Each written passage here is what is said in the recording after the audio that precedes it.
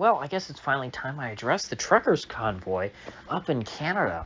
Uh, it's kind of funny how I didn't think I needed to address it because I saw it getting talked about a lot on Twitter, but it actually doesn't seem to be making its way around too much.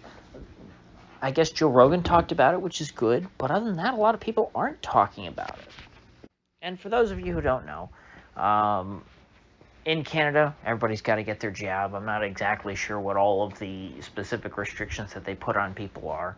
I think one of them is interprovincial travel, maybe. You can't do that, or I'm pretty sure you can't get on planes or trains or buses, without your vaccine passport. I'm sure they're doing other stuff, like in Quebec. You can't go to Walmart.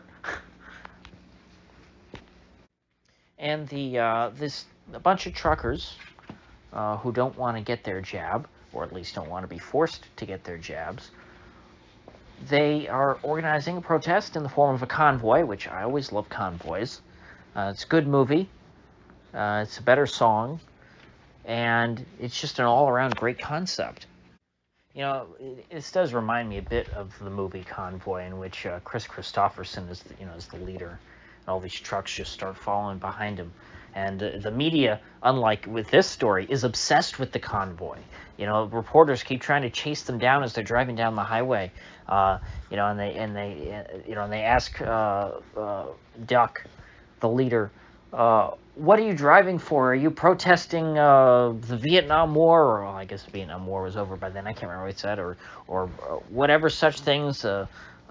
Global cooling. Are you protesting that? What's it about? What are you trying to raise awareness for? And he said, man, I'm just going for a drive. And everybody else is too. What's the big deal? And it was like, it was so deep and profound. Whoa, man, he's just driving. But in this case, you kind of the opposite. The media has no interest in, and the truckers actually are trying to protest something and raise awareness, and that's why they have this massive convoy, which, it's comparable to the movie.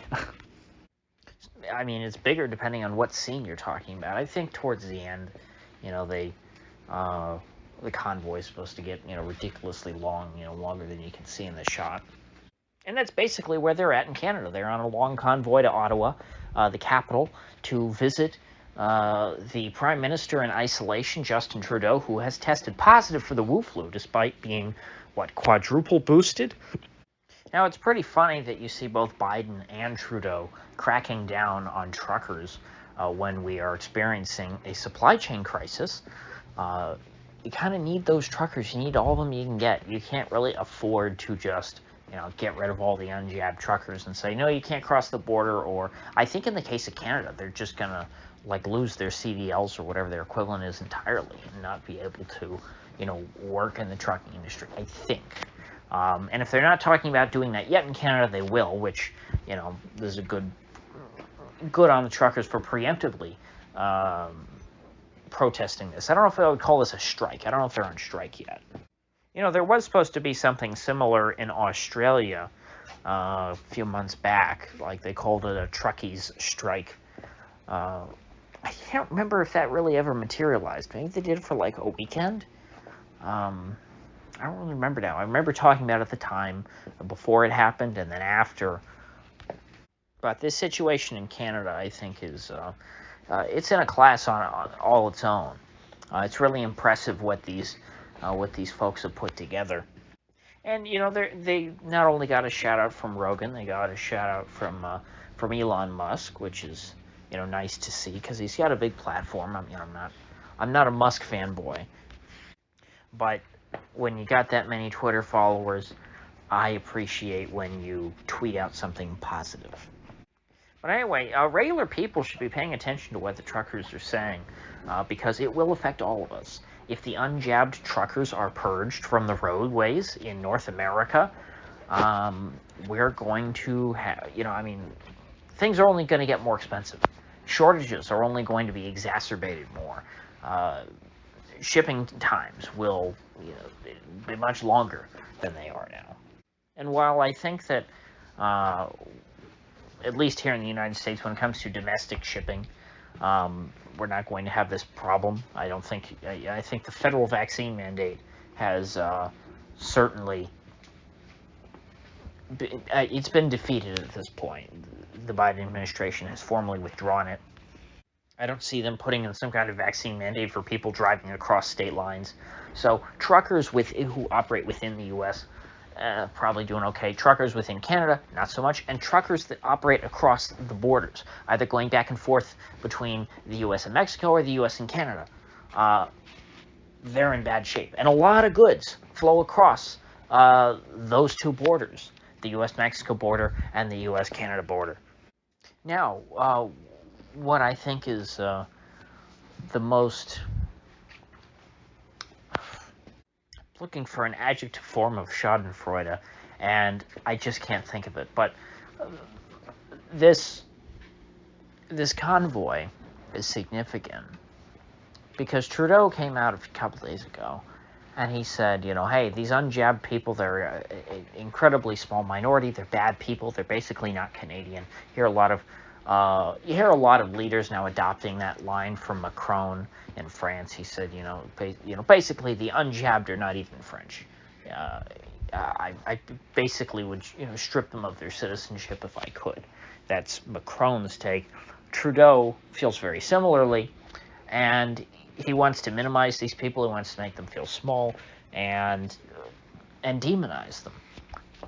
And when they show up at the capital, in the capital city of Ottawa, in substantial numbers and flood the streets, the media will not be able to ignore them now. Then, they will not be able to say, hey, you people, you don't exist, you don't matter, because they'll be right there. Now, personally, I think that they will find a way to head these folks off at the pass. I think that the Canadian government would be incredibly negligent to allow these truckers to actually complete their protest and enter the city of Ottawa and make a presence, make their presence known. Now, I don't know if necessarily they'll be able to arrest these folks for anything, but they'll find a way to turn them back. And, I'll go so far as to say I think this is a historic event, and these truckers will be remembered fondly in the future. These guys are on the right side of history. The tide has shifted rapidly in our favor. First, I remember I chronicled it when the Omicron thing started. South Africa started to backtrack on their restrictions, and South Africa was an incredibly restricted country. From what I understand, they're pretty much back to normal. Britain followed suit, dumping all their restrictions. Now Denmark following suit, dumping all their restrictions. The tide is turning. Ron Johnson just had that excellent 5-hour hearing in the Senate where he invited people like Dr. Malone and McCullough and Pierre Corey and all of the brightest minds when it comes to the truth about the Wu flu. And I encourage you all to go watch that hearing if you have the time on Ron Johnson's Rumble, because the information, the truth of the matter, it's out there. It's not, the media tries to suppress it, but that doesn't work very well. It's spreading slowly, but a lot more people know what's going on now than did a year ago or, a year and a half ago. And, the mass formation psychosis of the vaccine maximalists will not last forever. It'll be short-lived in the memory of mankind. 5 years from now, people, maybe not like Fauci, maybe he won't be considered a villain because they'll find a way to whitewash his legacy. But the vaccine maximalist hysteria will be seen as just that.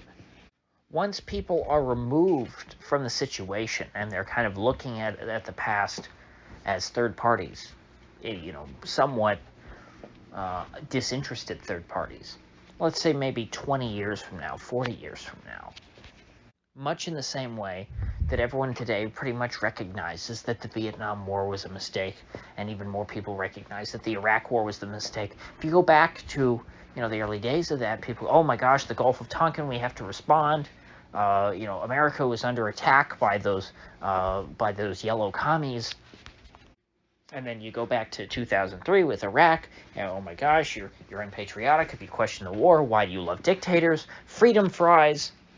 And yet today, no matter what your political affiliation is, you generally understand the Iraq War was a disaster. I think in much the same way, in a few years, it'll take a few years, but as the years go by, more and more people, even if they, were a part of the mass formation psychosis, will retroactively go like, oh yeah, that was nuts. I wasn't like that. I was one of the smart people who saw through this. You go back to, the 1930s and 40s in Germany. By the 1950s, those people who, supported the Nazis in the 30s and 40s, whatever, they were still alive. And a lot of them, by the 50s, would not admit it. They said, oh yeah, the Nazis, they were nuts. Yeah, I never liked them to begin with. Most people are followers. They go with the crowd, and when the crowd starts to shift, so does the average person. And so that's why, we are, even though we're still in the minority, those of us who are reasonable, as far as within the Western world and the Anglosphere, reasonable people are in the minority, we're gaining new converts every day, and we're on the ascendance. So I'd much rather be in our position than in theirs. So, with that said, I will see you folks back here tomorrow.